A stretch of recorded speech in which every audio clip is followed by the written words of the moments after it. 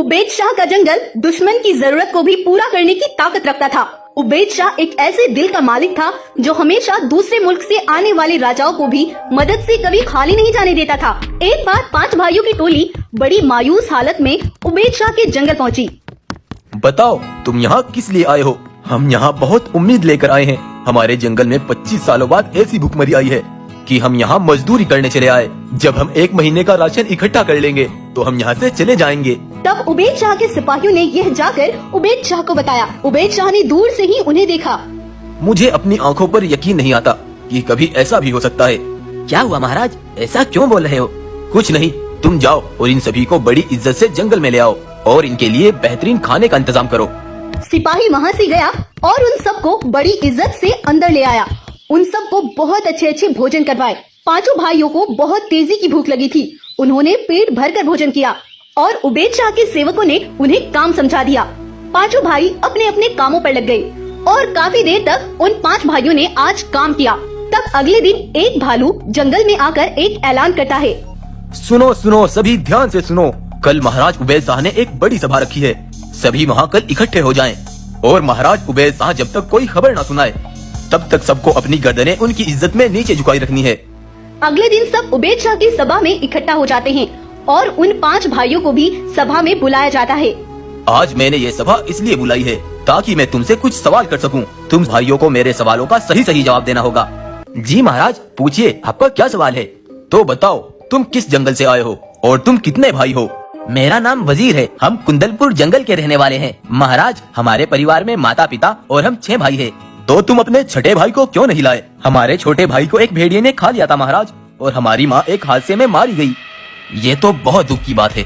तभी एक बूढ़ी शेरनी बाहर निकल कर आती है और बोलती है, छोड़ो साथियों, आज मैं तुम सबको एक कहानी सुनाऊंगी। आज से कई वर्षों पहले जंगल में 6 भाई अपने माता पिता के साथ रहते थे और सभी बड़े प्यार से रहते थे। उनका सबसे छोटा भाई माता पिता का सबसे लाडला था। एक बार उस छोटे बेटे को सपना आया और वो अपने पिता के पास आया।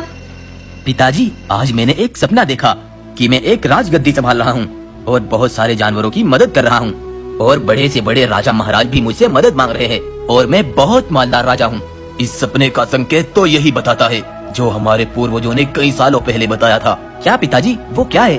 बेटा, हमारे पूर्वजों ने कहा था कि तुम्हें एक ऐसा बेटा पैदा होगा जो सबके दिलों पर राज करेगा और दुनिया भर में उसकी बहुत इज्जत होगी।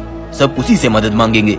तुम अपना ये सपना किसी को मत बताना, शायद तुम वही राजा हो। जब बूढ़ा शेर अपने छोटे बेटे से ये कह रहा था तो उसके भाई वजीर ने ये सुन लिया। वो तभी वहाँ से चला गया और अगली सुबह होने पर उसने अपने सभी भाइयों को इकट्ठा किया और अपने सारे भाइयों को अपने छोटे भाई की बात बताई। अगर इस जंगल का राजा हमारा छोटा भाई बना तो हम हमेशा उसकी गुलामी करते रह जाएंगे। हमें कुछ करना होगा। तब वो सभी 5 भाई अपने पिता के पास आए और बोले, पिताजी, आज हम सभी जंगल की नील नदी पर जाना चाहते हैं। जरूर जाओ मेरे बेटो, बस अपने छोटे भाई का ख्याल रखना। तब सभी भाई इकट्ठा होकर उसी नील नदी के लिए निकल गए। वजीर और बड़े भाई ने अपने छोटे भाई को बीच में ले लिया, लेकिन नदी के पुल के बीच चलकर वजीर ने अपने छोटे भाई पर जोरों का हमला कर दिया और उसे खून से लथपथ करके नीचे गिरा दिया। उनका वो छोटा भाई नदी के तेज पानी में बहने लगा और बढ़ते बढ़ते आगे चला गया। ये कहानी सुनकर वो सभी भाई बहुत घबरा रहे थे, लेकिन वहाँ उस छोटे शेर का अंत नहीं हुआ। उधर वो सभी भाई अपने पिता के पास गए और बोले, पिताजी, अनर्थ हो गया। हमारे छोटे भाई को एक भेड़िया मारकर खा गया। क्या? नहीं, मेरा बेटा ऐसे मुझे छोड़कर नहीं जा सकता। खुद को संभालो पिताजी। ऐसे ही समय बीतता गया और अब उन 6 भाइयों के पिता बड़े बीमार पड़ गए और एक दिन सब कुछ छोड़कर चल बसे। लेकिन महारानी जी, उस छोटे शेर का क्या हुआ? वो बहता बहता आगे जा रहा था। तब एक अमीर राजा सुल्तान अपने कुछ सिपाहियों के साथ यहाँ जमीन का मौका मायने करने के लिए आया। उसने देखा एक छोटा शेर पानी में गिर रहा है। तब उसने नदी में एक जाल लगा दिया ताकि वो शेर का बच्चा आगे न जा सके और फिर सुल्तान ने उसे बाहर निकलवा लिया। सुल्तान उसे अपने जंगल लाया और उसका इलाज करवाया। शेर का वो छोटा बच्चा बिल्कुल स्वस्थ भी हो गया। तब सुल्तान ने एक दिन ऐलान किया, आज तक मेरी कोई संतान नहीं थी, लेकिन आज से ये मेरा बेटा है। मैं इसे उबैद शाह का नाम देता हूँ और मुझे उम्मीद है मेरे बाद ये इस जंगल के लिए एक चिराग साबित होगा।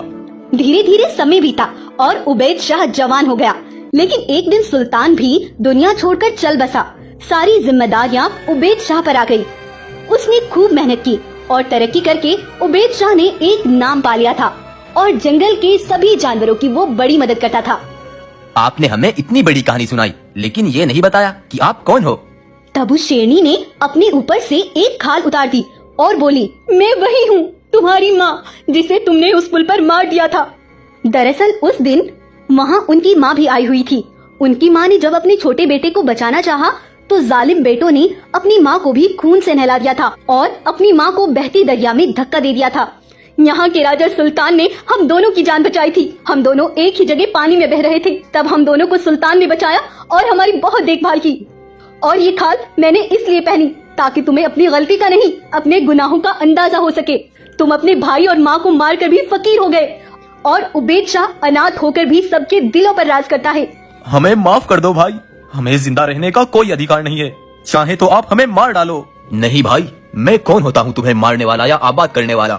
तुम्हें अपनी गलती का एहसास हो गया, मेरे लिए यही काफी है।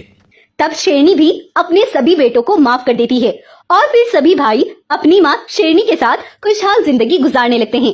तो आपको आज की ये कहानी कैसी लगी हमें कमेंट करके जरूर बताएं। कहानी अगर आपको पसंद आई है तो इसको लाइक, शेयर और सब्सक्राइब करना बिल्कुल ना भूलें।